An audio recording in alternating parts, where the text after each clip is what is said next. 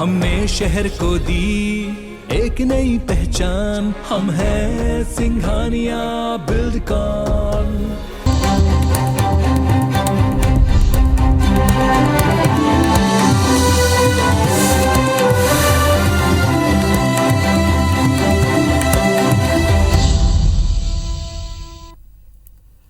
मध्य प्रदेश के मुख्यमंत्री शिवराज सिंह चौहान ने उत्तर प्रदेश के गाजीपुर और जौनपुर में आज बीजेपी के पक्ष में चुनावी रैली की।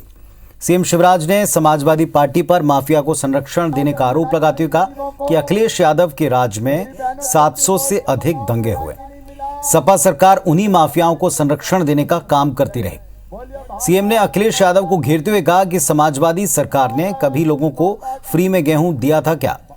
सीएम शिवराज ने कहा कि एसपी की साइकिल में भ्रष्टाचार का पहिया लगा है जिसे माफिया चलाते हैं।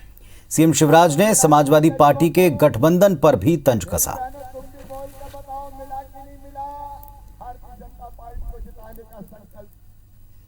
मोदी जी ने दिया, योगी जी ने बांटा। जब भी संकट आया नरेंद्र मोदी, आदित्यनाथ योगी और भारतीय जनता पार्टी की सरकार संग खड़ी हो गई। बताओ, सपा वालों ने कभी फ्री में दिया था क्या गेहूं? ये जनता को देते वेते नहीं है, ये तो खुद ही खा जाते हैं। मध्य प्रदेश सरकार एक बार फिर से 2000 करोड़ रुपए का कर्ज लेने की तैयारी कर रही है। आरबीआई के जरिए यह कर्ज 20 साल के लिए लिया जाएगा। कर्ज को लेकर सियासत शुरू हो गई है। कांग्रेस का आरोप है कि सरकार कंबल ओढ़कर घी पीने का काम कर रही है। प्रदेश में हर व्यक्ति 40,000 रुपए से ज्यादा के कर्ज में डूब गया। 17 साल से बीजेपी सरकार सिर्फ कर्ज पर ही चल रही है। इसके बाद भी प्रदेश में विकास दिख नहीं रहा। वहीं कांग्रेस के आरोपों पर बीजेपी ने पलटवार किया। कैबिनेट मंत्री विश्वास सारंग का कहना है कि सरकार कर्ज लेती है तो विकास भी करती है। कांग्रेस ने 15 महीने की सरकार में हजारों करोड़ रुपए का कर्ज लिया था, लेकिन ये कर्ज विकास के लिए नहीं बल्कि मंत्रियों के बंगले, नए विमान और विलासिता के लिए था।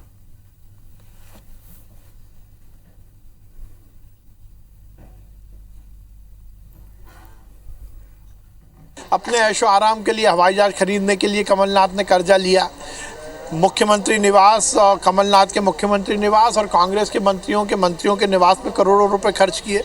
हम तो यदि कर्जा लेते हैं तो उसका युक्तियुक्त है। जितना बजट नहीं है मध्य प्रदेश सरकार का, जो अभी पेश होगा मार्च में, उससे ज़्यादा कर्जा है। 40,000 पर हेड ये बढ़ता जा रहा है और इससे कुछ बिजली के भुगतान करेगी। ये सब सरकार का फेलियर है।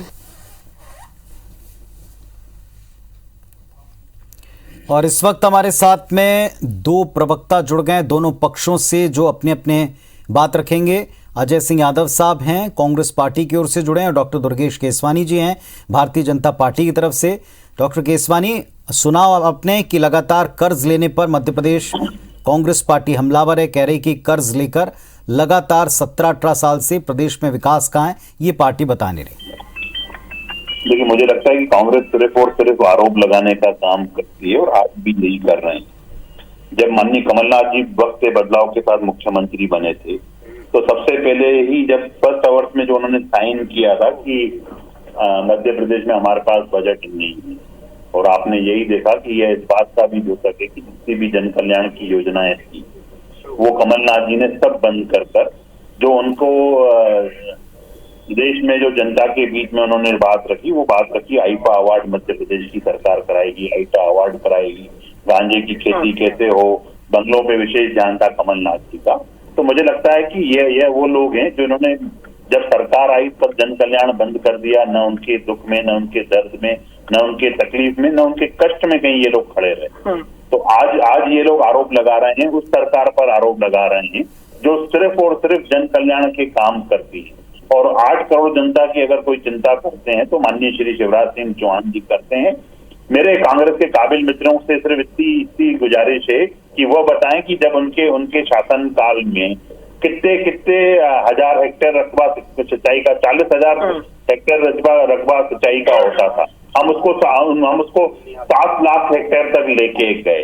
और साथ ही साथ जो रोड का नेटवर्क था मध्य प्रदेश में 15, जब बंटाधार प्रदेश हमारे हाथ में मिला था तब जो था उसका था कि हम जो 15 से 20,000 किलोमीटर जो रोड सड़कें थी, हम उसको 1.5 लाख किलोमीटर तक लेके गए। तो विकास ये होता है। और जब दिग्विजय सिंह जी के टाइम, जब मेरी बात आ जान दीजिएगा पुनीत जी, दिग्विजय सिंह जी के टाइम पे जब भोपाल से लेकर सागर जाना होता था तो आदमी टिफिन में नाश्ता, लंच और डिनर लेके जाता था। अब अगर यहाँ से सुबह चाय पी के निकलता है तो नाश्ता वहां करता है। इंदौर अगर नाश्ता कर सुबह चाय पीनी हो, चाय इंदौर जाके पीता है। तो ये फर्क है, ये विकास का मॉडल है जो कांग्रेस को कभी नहीं दिखेगा। जिसकी प्राथमिकताएं आईफा जैसी चीजें रही हो, वो कभी भी इस चीज को नहीं सोच सकते हैं। ये सिर्फ शिवराज सिंह चौहान ही सोच सकते हैं, जो मध्य प्रदेश की 8 करोड़ जनता को, वो हमेशा से ही वो कहते हैं कि मध्य प्रदेश मेरा मंदिर है और जनता उसकी भगवान, और अगर कोई पुजारी है तो शिवराज सिंह चौहान। चलिए साहब, कांग्रेस पार्टी की तरफ से अजय जी उत्तर दीजिए इस बात का। प्रदेश में विकास हुआ है, चारों तरफ दिख रहा है। देखिए पुनीत जी, ये बेहद दुखद है कि मध्य प्रदेश में भारतीय जनता पार्टी सरकार भ्रष्टाचार करने के लिए कर्जा ले रही है और मध्य प्रदेश को पूरी तरह खोखला कर दिया है। 1,90,000 करोड़ का कर्जा इस प्रदेश के ऊपर, प्रत्येक नागरिक के ऊपर 50,000 रुपए का कर्जा। इस तरह की व्यवस्था पूरी तरह चौपट व्यवस्था से ज्यादा कुछ नहीं है। भारतीय जनता पार्टी के झूठ बोलने से सच्चाई नहीं बदल जाएगी। मध्य प्रदेश में न किसानों को मुआवजा दिया गया, न बेरोजगारों को नौकरियां मिल रही हैं। 50 लाख बेरोजगार आज रोजगार कार्यालय में है। हमारी सरकार 15 महीने में हमने 25 लाख किसानों के कर्जा माफ किए, हमने 1,000 गौशालाएं बनाई। हमारी प्राथमिकता ये थी, आप गौशालाओं के लिए आज भोजन नहीं दे पा रहे हैं, आप गायों के चारे का अनुदान कम कर रहे हैं, आप शिवराज सिंह चौहान 800 करोड़ का विमान खरीद रहे हैं, कमलनाथ जी ने सब तरह के अव्यय बंद कर दिए, आप सरकारी पैसे पे रैलियां कर रहे हैं, आदिवासी सम्मेलन में हजारों करोड़ रुपए प्रदेश की जनता का खर्च कर रहे हैं राजनीति करने के लिए, और उसके बाद आप बौखला भी रहे हैं। भारतीय जनता पार्टी के नेताओं को समझना पड़ेगा कि ये झूठ फरेब अब नहीं चलने वाला है। चलिए ठीक है, की जनता आपको पहचान चुकी है। अजय जी जिस तरह से उन्होंने उत्तर दिया, प्रदेश की जनता के बीच अगर विकास होगा तो जरूर उनको दिखेगा, और नहीं होगा तो फिर जो आपने आरोप लगा रहे हैं आपको भी जनता के बीच जाकर उत्तर देने। शुक्रिया आप दोनों का अपने अपने पक्ष रखने के लिए। बीजेपी के राष्ट्रीय महासचिव कैलाश विजयवर्गीय विदिशा पहुंचे, जहां उन्होंने पार्टी नेताओं से मुलाकात की और भविष्य में ज्योतिरादित्य सिंधिया को मुख्यमंत्री बनाए जाने की अटकलों को मनगढ़ंत बताया। विजयवर्गीय ने मुख्यमंत्री शिवराज सिंह चौहान की तारीफ करते हुए कहा कि विदिशा से भोपाल की दूरी कभी 3 घंटे में तय होती थी, लेकिन अब आधे से कम समय में दोनों जगह आया जाया जा सकता है। ये सब सीएम शिवराज सिंह के विकास की सोच के चलते हो पाया। प्रदेश में चर्चाओं का दौर है कि अगला चुनाव 23 का सिंधिया के फेस पे देखा जाएगा। क्या अगले मुख्यमंत्री ज्योतिरादित्य सिंधिया होंगे? क्या कहते हैं आप इस बारे में? कहाँ से चर्चा आ गई है सर? ये मध्य प्रदेश में चर्चाओं का दौर है बाजार में। पता नहीं, आप लोगों को खबर नहीं रहती तो इस प्रकार की खबर चला देते। नहीं सर, हम कोई भी खबर जो है बिना तथ्य के नहीं चलाते सर। इसमें कोई तथ्य नहीं है।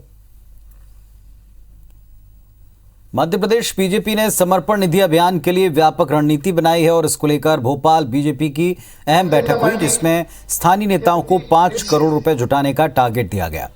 इसमें अब तक 77 लाख रुपए जमा हुए हैं। बैठक में सीएम शिवराज वर्चुअली शामिल हुए। प्रदेश अध्यक्ष वीडी शर्मा का कहना है कि अभियान के जरिए हम समाज को जोड़ रहे हैं।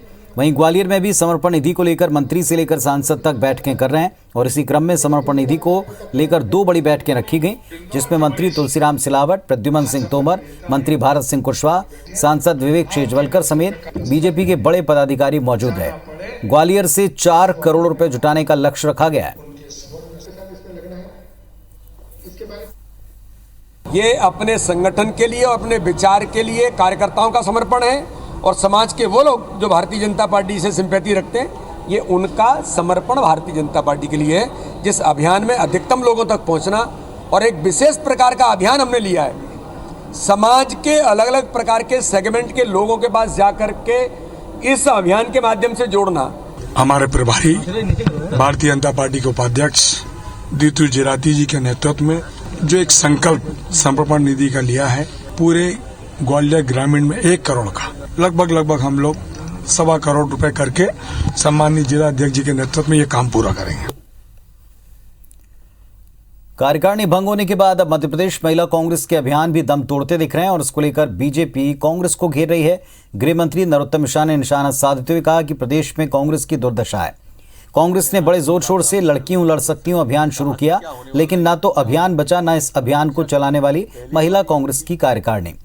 गृह मंत्री के तंज पर कांग्रेस ने पलटवार किया।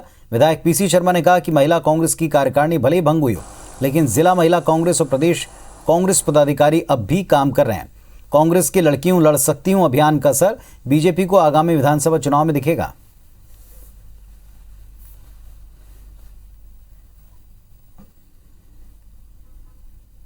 मैं अभी की बात नहीं कर रहा, लड़ती हूँ लड़ सकती हूँ।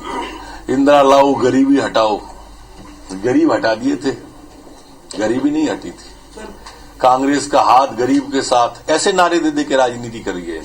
इनको बता देंगी आगे आने वाले समय में चुनाव में कि ये लड़कियां जो और ये महिलाएं जो प्रियंका गांधी के नेतृत्व में लड़ रही हैं, ये चुनाव में सबक सिखाएंगी और आपका पट्टा साफ कर देंगी।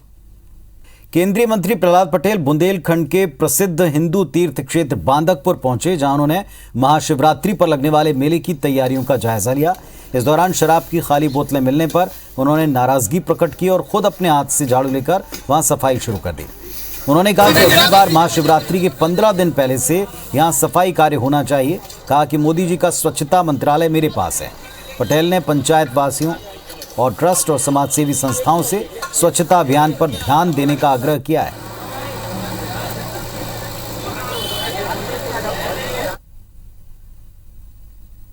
आज सफाई के दौरान जिस प्रकार से शराब की बाटलें उसमें जिस मात्रा में मिली हैं, वो भी धार्मिक स्थानों के पीछे, चाहे समाधि का स्थान हो और चाहे अन्य जगह हो, ये हम सब के लिए शर्मिंदगी की बात है। लेकिन ये शब्दों से नहीं होगा, ये अभियान हम सबको मिलकर चलाना होगा वर्ष भर।